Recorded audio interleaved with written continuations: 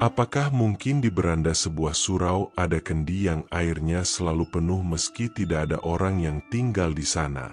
Mengapa banyak musafir mengaku diselamatkan oleh air dari kendi itu? Mengapa kisah seperti ini terus diceritakan dari mulut ke mulut? Dengarkan kisah ini karena ia tentang kehausan yang sederhana, tentang uluran tangan tanpa meminta balasan, dan tentang bagaimana niat baik tetap bekerja bahkan ketika orangnya sudah tiada. Ini kisah nyata yang bisa terjadi pada siapa saja di jalan yang sepi. Reza berusia 28 tahun. Ia merantau untuk bekerja sebagai karyawan toko elektronik di kota kabupaten.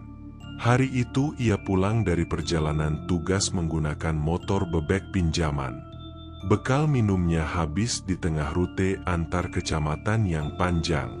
Sore mulai gelap, hujan baru saja reda, dan ponselnya tidak ada sinyal. Reza menepi ketika melihat surau kayu di pinggir jalan. Surau itu tampak bersih. Catnya mulai pudar. Berandanya lapang. Di sudut beranda, ada kendi tanah liat berwarna coklat dengan gayung kecil dari tempurung kelapa. Pak Salman dikenal warga sebagai marbot lama surau itu. Orangnya ramah dan tidak banyak bicara. Ia wafat 10 tahun yang lalu. Warga masih sering menyebut namanya ketika membersihkan halaman atau menata tikar. Di foto yang tergantung di ruang dalam, Pak Salman memakai sarung dan senyum yang tenang. Ia yang menghidupkan adat kendi di beranda. Kendi harus terisi agar orang yang singgah bisa minum tanpa rasa malu. Fikri berusia 19 tahun. Ia adalah pengurus muda yang membantu bersih-bersih surau, menyapu daun, dan mengisi kendi setiap pagi dan sore. Ia lahir dan besar di kampung itu. Fikri sering mendengar cerita dari orang lewat yang mengaku ditemani lelaki tua ketika menginap. Ia tidak suka membantah. Ia hanya memastikan surau rapi dan air tidak habis. Sore itu Reza memarkir motor di bawah pohon. Nafasnya berat, tenggorokannya perih. Ia menaiki beranda dan menemukan kendi. Airnya bening. Permukaannya sampai di bibir. Reza ragu sebentar. Ia melihat sekeliling. Sunyi. Hanya bunyi tetes dari talang. Ia berbisik pelan. "Terima kasih." Ia menenggak satu gayung. Airnya dingin dan membuat kepala terasa ringan. Reza meletakkan gayung. Ia menatap permukaan air. Tadi turun sedikit. Kini naik lagi sampai batas semula. Reza terpaku. Ia mendekat. Tidak ada selang. Tidak ada bak penampung. Tidak ada pipa. Ia berbisik. Siapapun yang mengisi, semoga Allah membalas. Ia berniat menginap karena hari sudah hampir malam. Di ruang dalam ada tikar dan bantal tipis. Ia menyalakan lampu dan kembali ke beranda untuk menutup pintu. Saat itulah ada suara pelan dari sisi tiang. "Ambillah lagi kalau masih haus, Nak." Reza menoleh. Seorang lelaki tua berdiri di dekat rak sandal. Ia mengenakan sarung dan baju koko lusuh. Di bahunya ada handuk kecil. Wajahnya tampak ramah. Matanya teduh. Reza refleks menunduk. "Bapak Marbotia, terima kasih sudah menyediakan air." Lelaki tua itu mengangguk. "Di beranda surau, kendi tidak boleh kering. Kau boleh istirahat di sini malam ini." Reza mengangguk. Ia merasa aman. Ia tidak ingin banyak bertanya. Ia hanya menyiapkan diri untuk salat dan beristirahat. Lelaki tua itu mengajaknya masuk. "Nanti selepas salat kita duduk dan berzikir sebentar." Reza mengiyakan. Ia tidak tahu bahwa malam ini akan mengubah cara pandangnya tentang menolong orang asing. Ia juga belum tahu siapa sesungguhnya lelaki tua itu. Air di dalam kendi masih penuh. Lampu gantung berayun pelan. Malam turun sepenuhnya di luar surau. Reza menggantung jaket yang basah di paku dekat pintu. Ia menata tikar yang sudah tergulung rapi. Lelaki tua itu menyalakan kipas angin kecil. Udara masuk dari celah dinding kayu. Reza berwudu di tempat wudu samping surau. Airnya dingin dan jernih. Ketika kembali, lelaki tua itu sudah menunggu di saf depan. Mereka salat Isya berjamaah. Suara lelaki tua itu pelan dan jelas. Setelah salam, ia menoleh. "Namamu Reza. Tenangkan napas. Kita duduk sebentar." Reza mengangguk. Ia duduk bersila. Tangannya diletakkan di lutut. Lelaki tua itu berkata, "Ikuti aku." Tarik napas pelan sambil menyebut nama Allah di dalam hati. Hembuskan pelan sambil memohon ampun. Reza menutup mata. Lelaki tua itu memulai dengan irama stabil. La ilaha illallah. Reza mengikuti sampai ritmenya terjaga. Beberapa menit kemudian, lelaki tua itu berhenti. Ia mempersilakan Reza minum lagi. "Ambil satu gayung saja." Reza bangkit, menuju kendi di beranda. Ia menuang air. Ia minum. Ketika gayung diletakkan, permukaan air kembali naik sampai penuh. Reza menahan komentar. Ia hanya mengucap terima kasih. Lelaki tua itu seperti paham kebingungannya. Kendi ini selalu siap untuk orang yang singgah. Tugas kita memastikan tidak ada orang yang kehausan. Mereka duduk di beranda. Lampu jalan jauh tampak redup.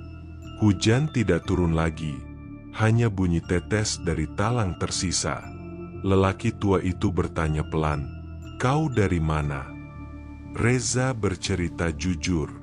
Ia menyebut jadwal kerja yang padat, tekanan dari atasan, biaya kontrakan yang naik, dan ibunya yang sakit ringan di kampung. "Aku takut gagal," katanya.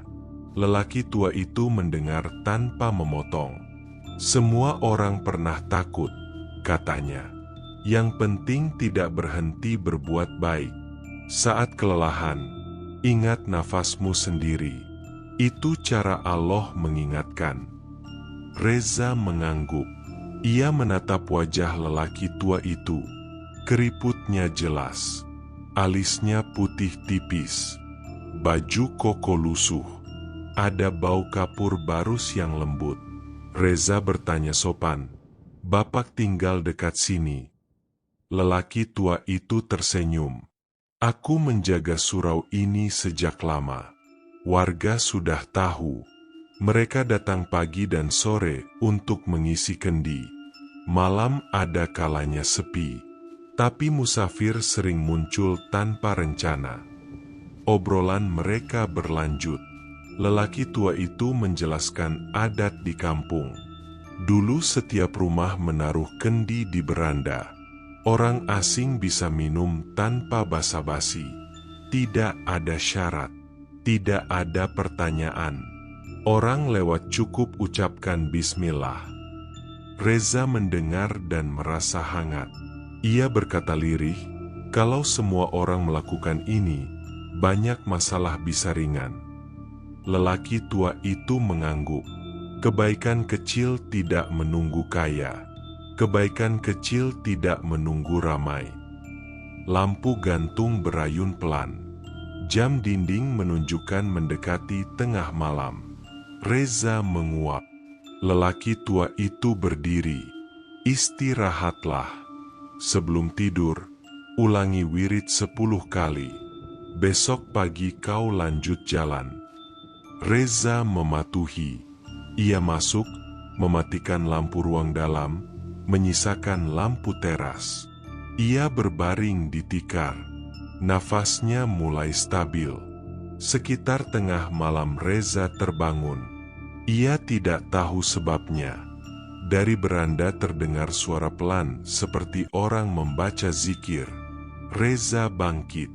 Ia berjalan ke arah pintu. Ia melihat lelaki tua itu berdiri menghadap kendi. Tangan kanannya menempel di bibir kendi. Bibirnya bergerak pelan. Allahumma ya Rob, cukupkan air ini untuk siapapun yang datang. Reza berdiri diam.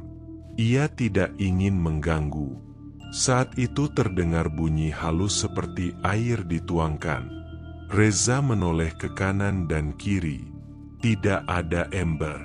Tidak ada pipa. Hanya kendi dan gayung. Lelaki tua itu menoleh dan tersenyum. Kembali tidur. Pagi kau butuh tenaga. Reza mengangguk dan kembali berbaring. Ia mengulang wirid yang diajarkan. Ia merasa lebih tenang. Ia menutup mata.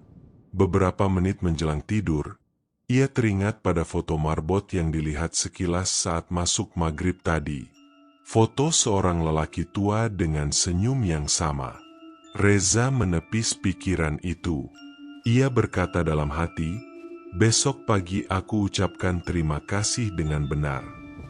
Dini hari, sebelum subuh, lelaki tua itu membangunkan Reza dengan suara pelan.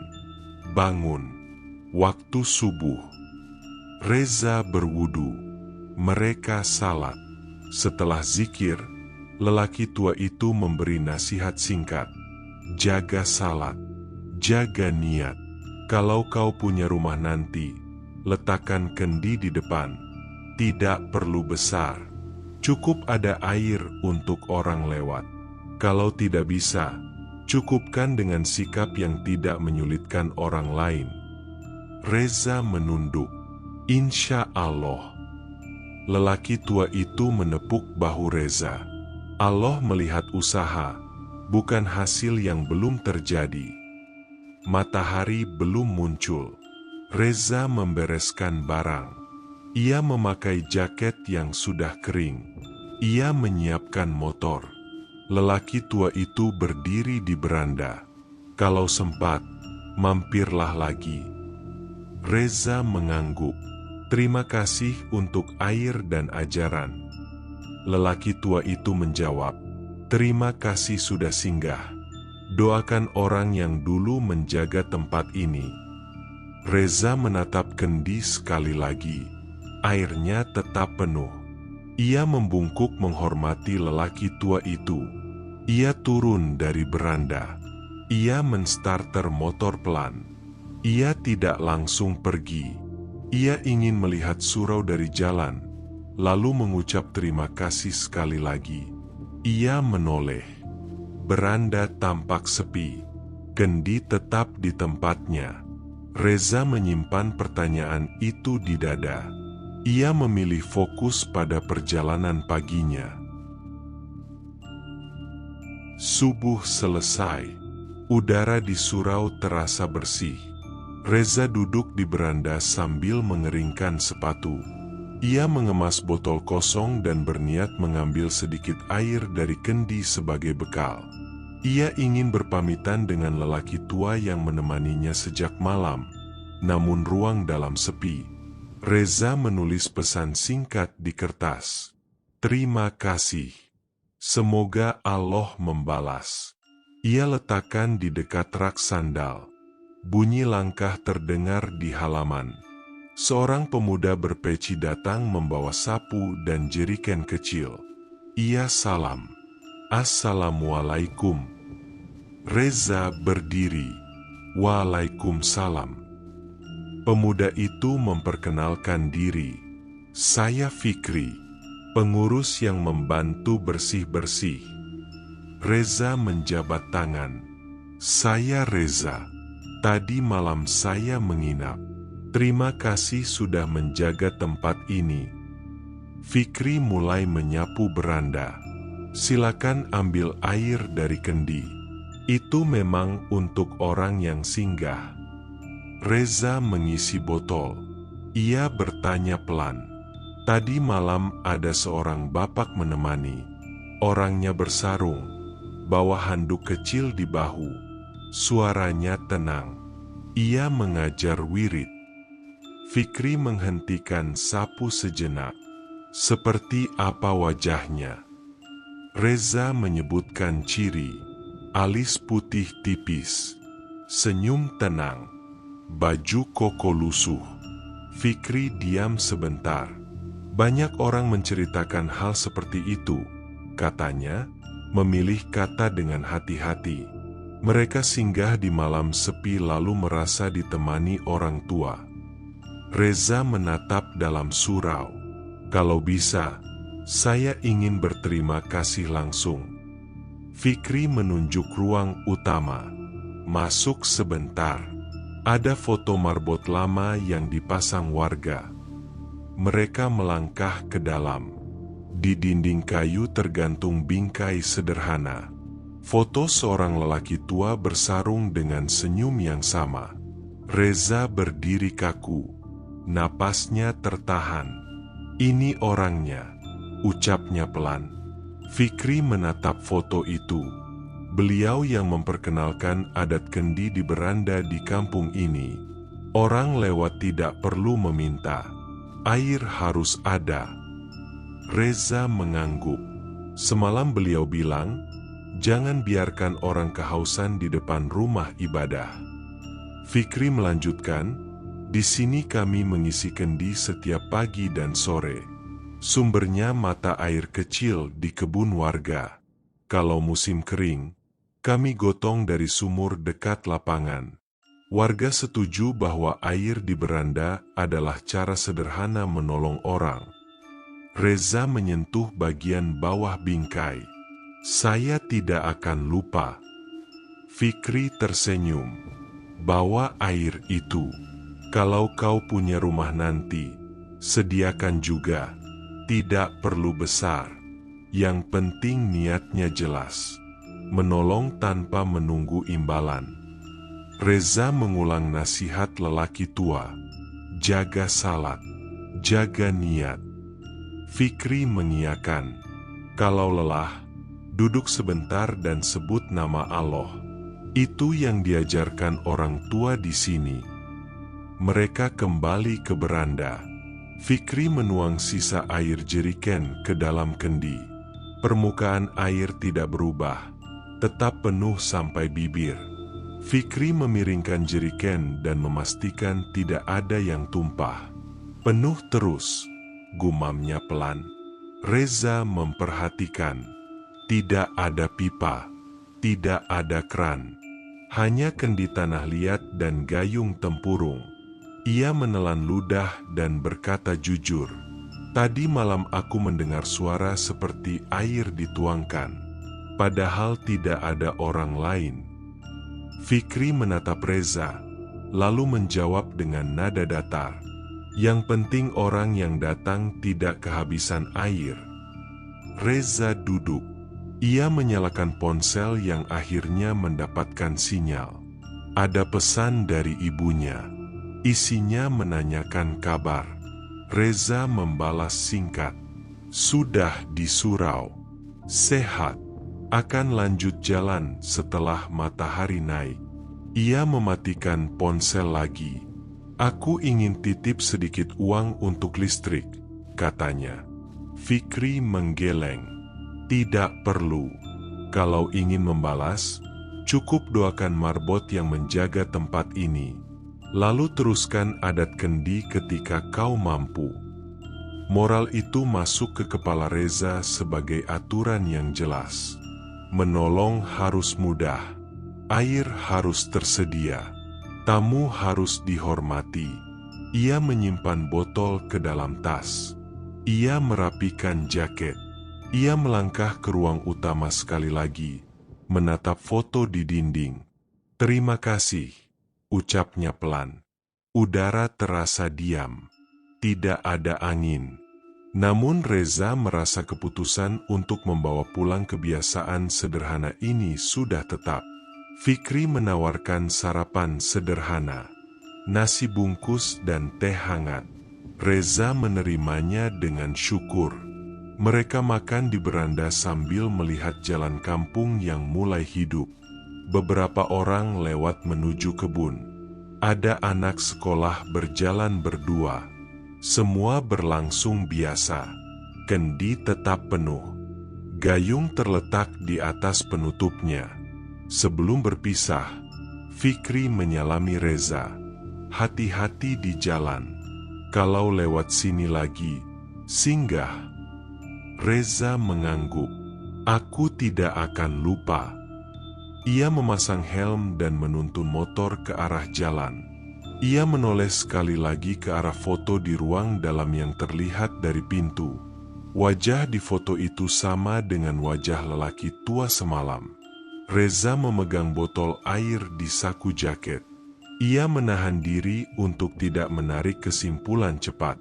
Ia hanya menunduk hormat, lalu menstarter motor. Di tikungan pertama, Reza kembali mengerem. Ia ingin memastikan sesuatu. Ia turun, berjalan cepat ke beranda, dan berdiri di depan kendi. Airnya tetap penuh. Ia mengucap pelan, "Terima kasih."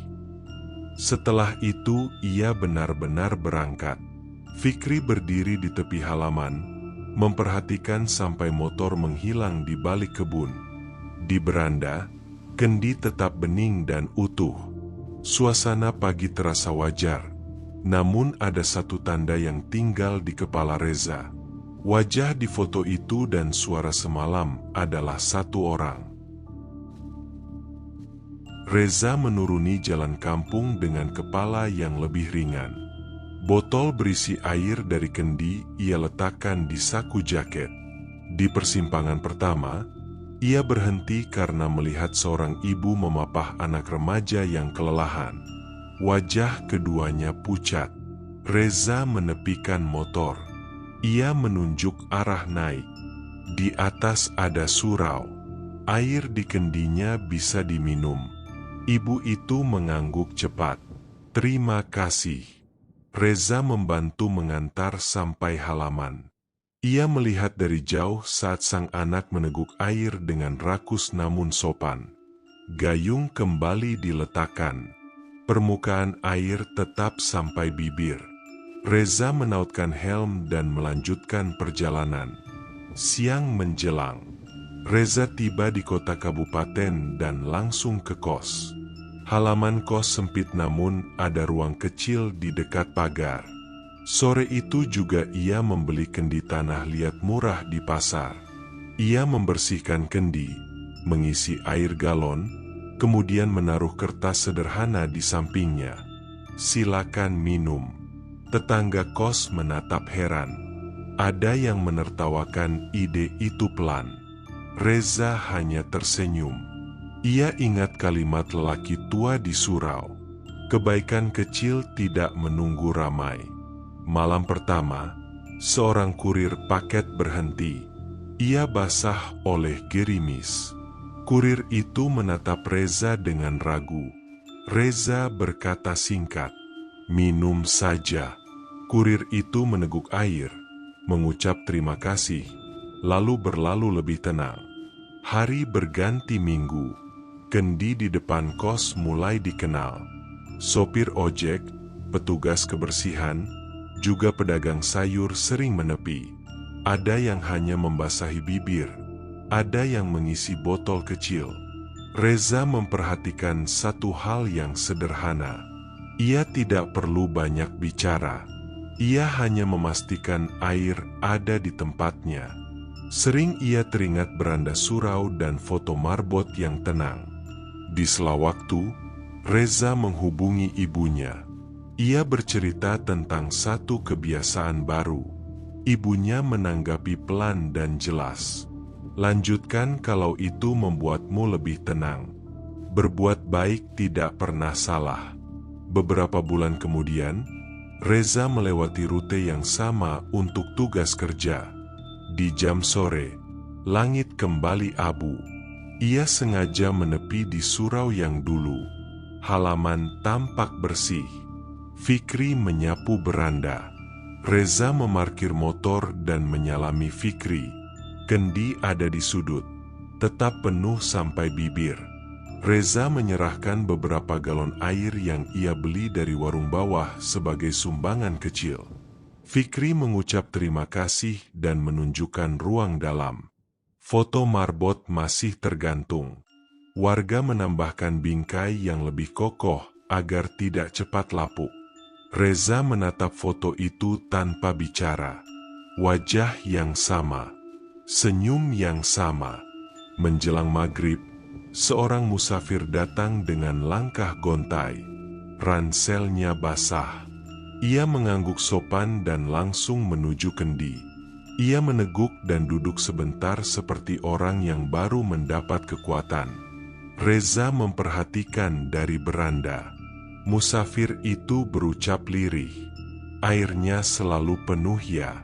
Fikri menjawab singkat. Untuk orang yang singgah. Reza merasakan sesuatu yang rapat di dadanya. Bukan takut, bukan takjub berlebihan. Ia hanya sadar bahwa kebiasaan sederhana ini telah membuat banyak orang bertahan di jalan. Malam itu Reza memutuskan menginap lagi. Ia salat berjamaah bersama Fikri dan beberapa warga. Usai zikir, mereka duduk di beranda.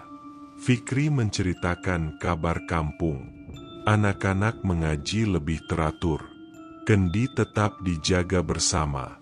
Kalau air menipis, siapapun yang melihat akan mengisi. Tidak ada giliran resmi. Semua orang merasa memiliki. Reza mendengarkan. Ia menatap Kendi yang tidak bergeser dari tempatnya. Ia meneguk satu gayung dan merasakan dingin yang sama seperti malam pertama. Pagi datang dengan kabut tipis. Reza berkemas. Ia berdiri di depan foto marbot, menunduk, dan berdoa singkat. Ia tidak menunggu tanda apapun. Ia tidak menuntut keajaiban. Ia menyalami Fikri dan menitip pesan. Kalau aku tidak sempat lewat, tetap jaga airnya. Fikri mengiyakan. Ia menepuk bahu Reza. Semua orang pernah kehausan. Tugas kita memastikan tidak ada yang dibiarkan kehausan di depan pintu. Reza menstarter motor. Ia menoleh sekali lagi. Beranda itu tampak biasa. Hening. Hanya ada Kendi dan gayung tempurung. Namun kisahnya sudah berjalan ke banyak arah. Di kota, Kendi di depan kos kini diisi bergantian oleh teman-temannya. Di kampung, Kendi di beranda surau tetap penuh untuk musafir berikutnya. Foto marbot yang wafat 10 tahun lalu tetap tersenyum dari dinding. Dan kalimat yang Reza dengar sejak pertama kali singgah menjadi penanda yang tidak berubah. Airnya selalu penuh, padahal surau itu kosong.